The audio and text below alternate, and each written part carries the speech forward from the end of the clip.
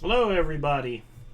Today we're going to be working with the elements of art, in particular line, and we are going to be doing a contour, even more specifically a blind contour. Now we've already done a modified, but the thing with this one is the contour is going to be start to finish without looking, so we're not going to take a little break and look at it. Last time we did a cool werewolf. This time we got something that's also a lot of fun. The red dragon. Ooh, this is for D&D. And this is the actual size of the mini that you put on the table. Look at this bad boy.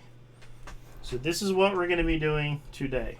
We're going to do our blind contour, and then we're going to draw it while looking at it. Let me get a nice little angle on this guy. And we are going to go to town. Now, as I said before, the whole purpose of this is to learn how to see things for what they really are and not what we think they are. So we're training our eye to see the contours of an object, which will make us a better artist in the long run. So it's always best to draw from life. Second best is from a reference picture, and then if you have to, draw from your head. I personally like to use reference pictures and then modify them, because you're not often going to find a dragon in real life. Now, while you're doing this, you're going to be tempted to look down to see where you're at. But that would be our modified contour. And as the name implies, our blind contour, which we're doing today, is going to be completely blind. So as our eye looks across the object, it moves across the page as well. Our ink pen does. Now, you might say, why, Mr. King, do we do such a crazy thing if it's going to look all jarbled? And the reason is, whenever we remember something, we remember it as a cartoon pretty much. We remember it as simple lines, which is a man-made concept, and we don't remember it as it actually is. So what this does is it trains us to see things as they really are, which helps our artwork improve. Now I'm coming back down the horn. I know I started with an eye somewhere down here, but by this time I'm going to be a little bit off. I'm also moving at a speed much faster than I normally would, simply because I don't want you to get bored watching me do this piece. Now in a little bit I'm going to put on our friend the owlbear, and the owlbear signifies that it's time to speed up the video. You can click the little gearbox in YouTube and it will speed up the video for you. It's almost like art magic. Now, as we're doing this, we're also, in the comments down below, or in the explanation section, going to have a link to our NeoRealms Discord, where you can post your own practice doing your blind contours and modified contours, and even later banded contours, and you can show them off. Just please make sure to keep things as clean as possible. We like to run an all ages friendly ship. And here we go.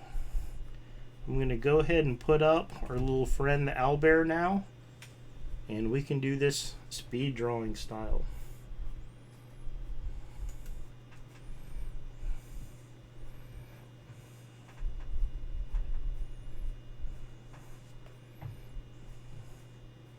I'm going to come across the nose, put the little scale pattern.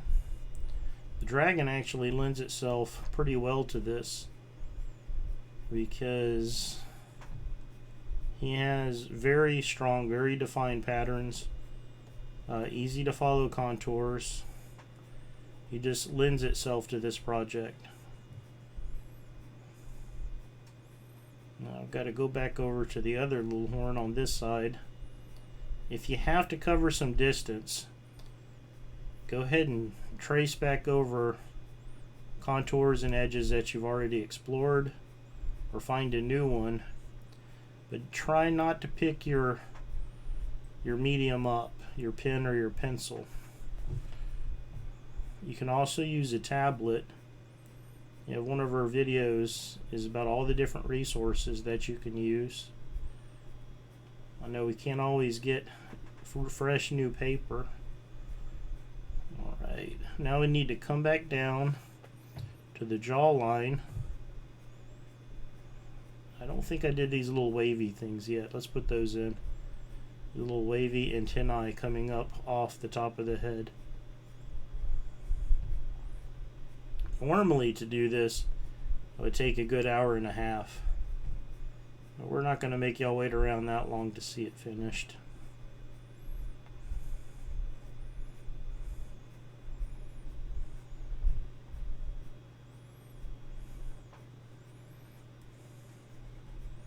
There's this big fin that goes across the back side of them. I know we're going to have a little bit of overlapping now. Keep in mind, I have not looked at this picture yet. I'm sure it's going to be a crazy sight to see. We're going to put in some of the scales that we have in the neck. Instead of just putting a pattern in, which is how we would remember this thing if we were just doing it from our head, I'm actually going to look at the contours of each scale and put those in. I'm going to skip over the horn. Remember, this isn't a practice of how well we can draw a dragon. It's a practice on how well we can study this dragon and reproduce the edges, the contours, the changes from light to dark, different hues, everything that makes an edge, so we can see how it really looks instead of how we think it looks.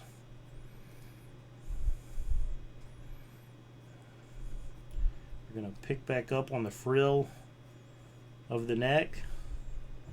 I guess this could be a dragon ear. There's little doodly bobs that hang off the side.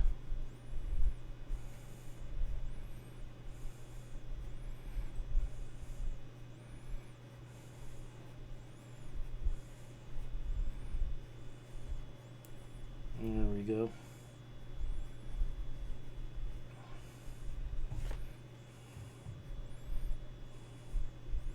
Now you would be tempted just to draw in the shape that makes the jaw, but that's not what we're about. That's not what we're doing at the moment. Right now, we're looking at every little contour and doing it bit by bit, getting that proper texture going in there. So this is the lower jaw, and admittedly, I might not be anywhere near I'm supposed to be, lining up with the rest of the mouth. We shall see. We used to do figure studies in college that would last an hour and a half. An hour and a half without knowing what the heck you're drawing or how it's coming along. Now, you have to have the self-discipline to get through that hour and a half. But if you do, it helps your abilities to draw tremendously. Nothing trains the eye better than the contour drawing exercises. At least nothing that I've found.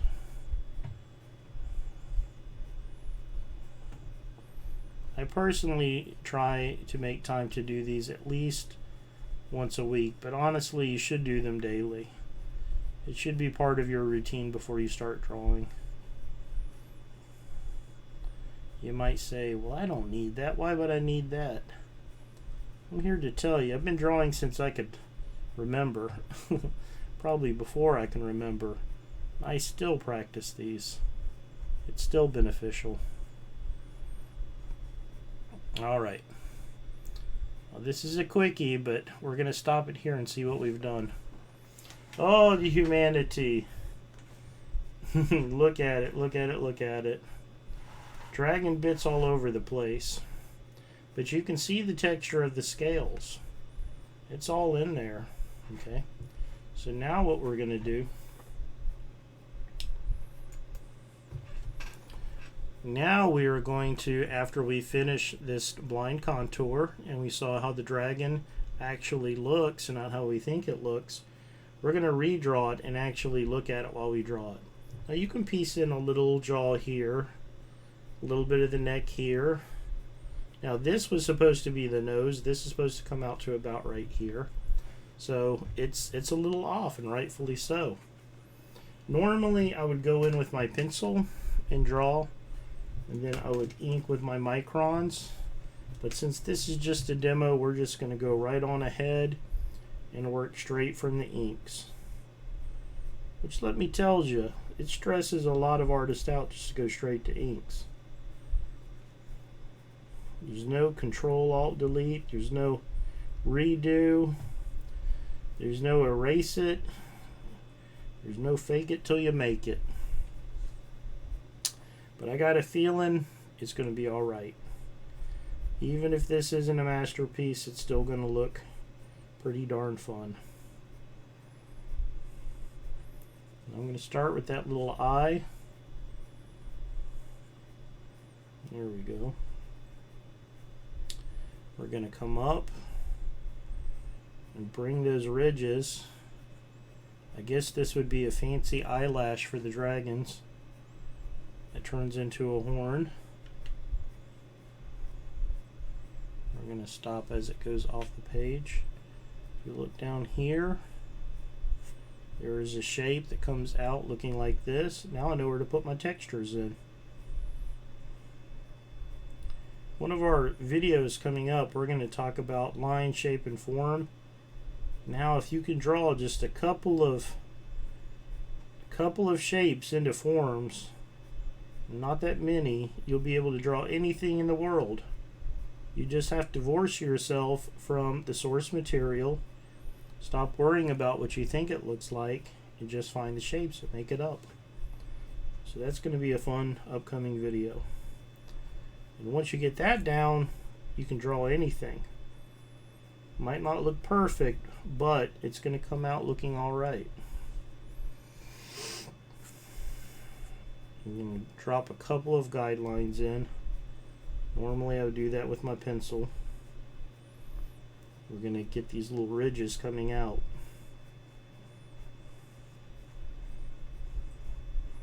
We might come back later after we study some color theory and color these in. I think though, instead of watercolors, we'll have to do these with colored pencils. These Sharpies tend to bleed when you get them wet. And you go overboard and drop a little shading in there. A couple of shadows. And there we go. Give that illusion of depth.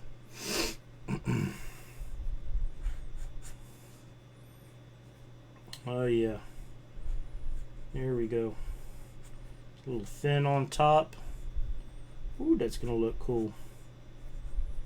Now we're going to use some varied line weight, thick to thin, creating a living line. Makes the thing feel alive. It's alive. Of course, objects that are closer to us are going to tend to be a little bit thicker, whereas objects further away, a little bit thinner. Everything close up is going to have a little bit more detail in it,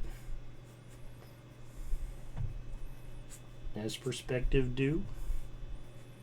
Doobie-doobie-doo. I understand this shape a little bit better because of these little mess over here and all the different random globules. Alright, alright, alright.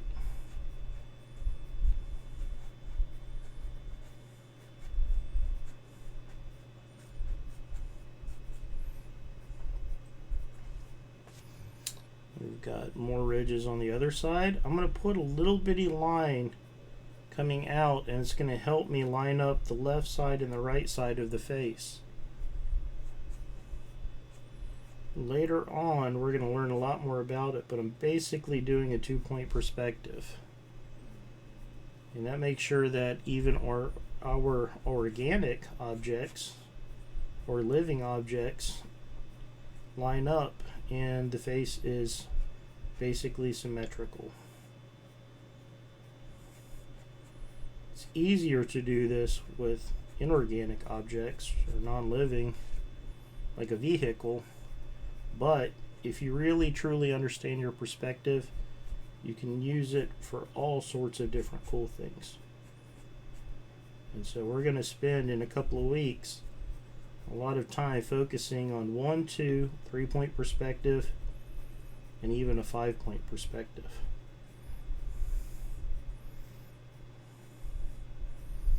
All right, we're going to put on our friend the owlbear of fast forwarding again. I'm going to get in the zone. We're going to crank this bad boy out. You can fast forward by the little gear that's on YouTube.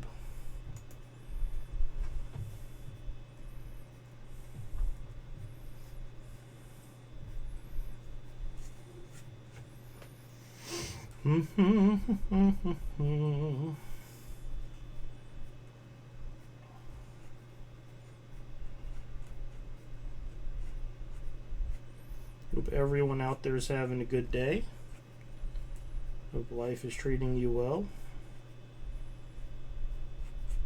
I hope that these videos help you through the boredom that can come from being stuck at home.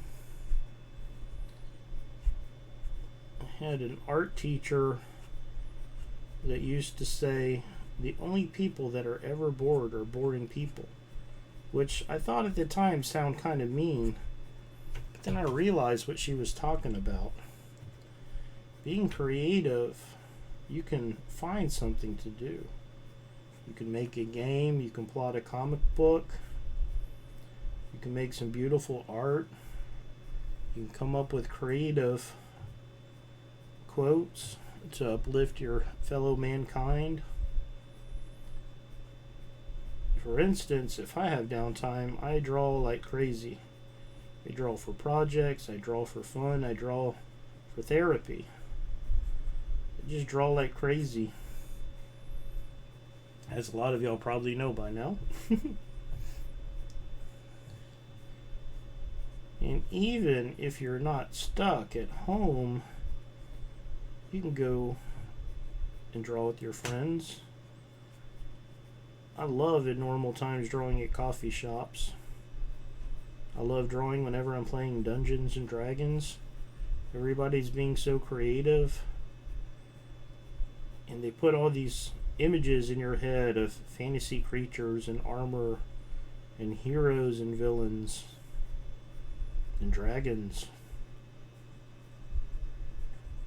Billions and billions of things to draw in the galaxy, both near and far away, like the grains of sand or the stars in the sky are the possibilities. Look at this. Our dragon's coming out all right already. We didn't need the safety net of a pencil, although I do love my pencil.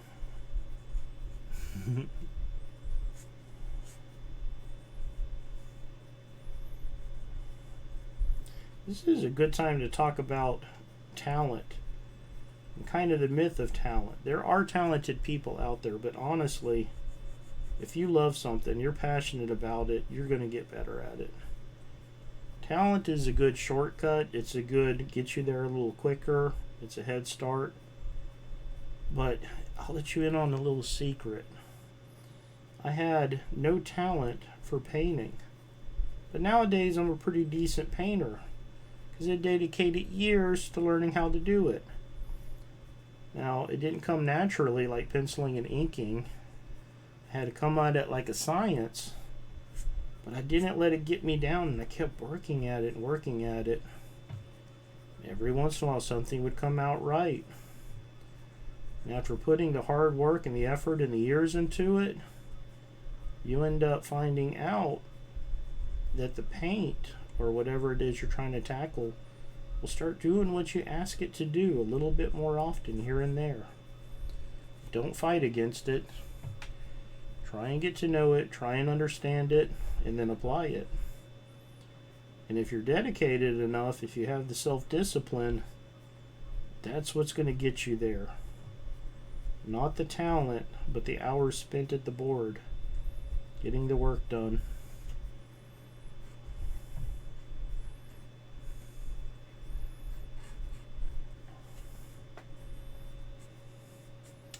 I'm going to put these little frills on them. You see these on a lot of fish. You ever study a fish? They're amazing. All the scales, the interesting patterns, the iridescent color schemes. And they're all so different from each other.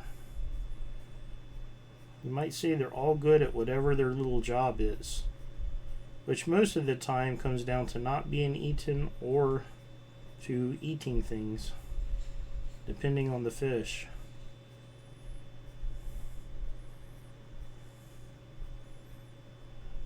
I guess that's the way a lot of us are. What do you think? Do you go through your day trying not to be eaten? Or do you go through your day trying to find something to devour? Metaphorically speaking as well.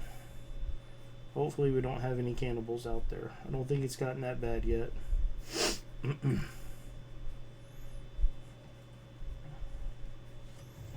Okay, we got a little bit more of a ridge over here. You can't see the eye, but you can see the eyebrow.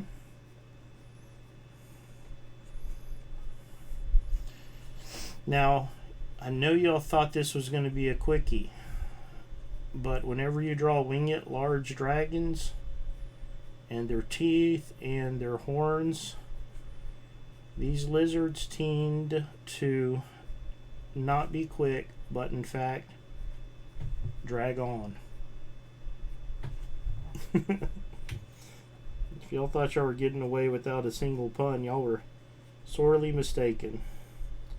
We had to fire it up. We had to drop that on the scales and see if we were going to make that joke, and sure enough we did.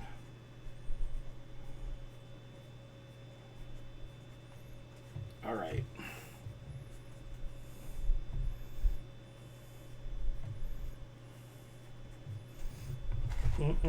Let's recap, shall we? Mr. Owl, thank you for your duties. Okay. So we're finishing up this lesson. Over here we have our blind contour. Over here we have our just draw it.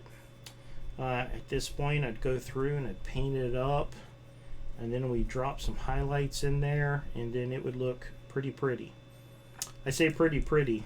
It's based on the dragon, which is ultimately pretty terrifying. Roar.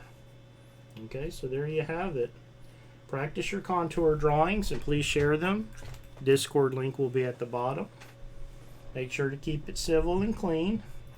I'm glad we had this time together. I miss all of you already. And be good to each other. Bye.